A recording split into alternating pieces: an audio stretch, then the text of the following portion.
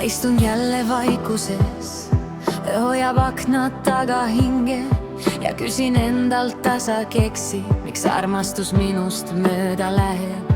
Ma andsin südame, mis mul oli ja uskusin, et seekord jääd, kuid jälle leidsid minu kõrvalt sa kellegi, kes polnud mina.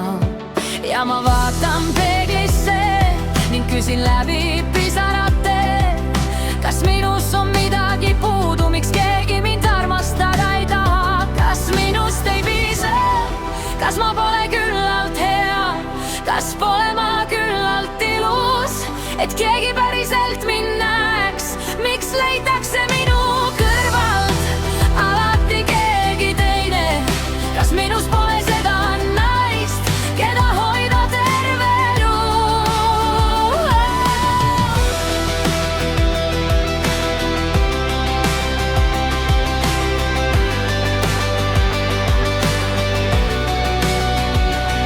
Ma pole tahtnud muinasjuttu, kus kõik on alati hea.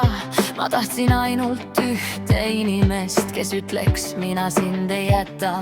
Ma tahtsin õhtuid, kus on rahu ja käsi, mis ei lase lahti.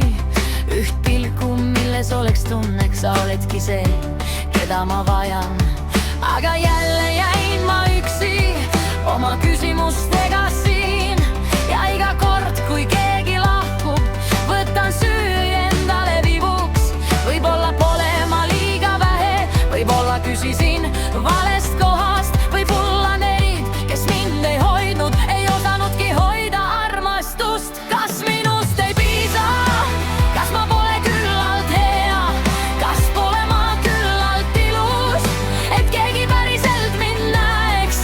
Miks leitakse minu kõrvalt alati keegi teine, kas minus pole seda naist, keda hoida terve elu. Aga täna ma ei jookse enam selle inimese järel, kes läks.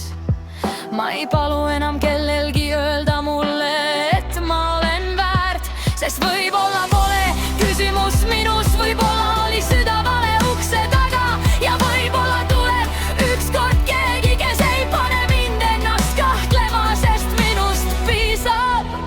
Ma olen küllalt hea, ma olen küllalt ilus, isegi siis, kui ma seda täna ei näe. Ja kui keegi kord mu kõrvale jääb, siis ta ei vali mind poolikult, ta näeb minus naist ja armastab teda päriselt. Täna olen üksi, aga ma ei ole tühi. Mu süda on väsinud, mitte katki. Ja võib-olla polegi vaja, et keegi mind lõpuks valiks. Võib-olla algab muinasjutt hetke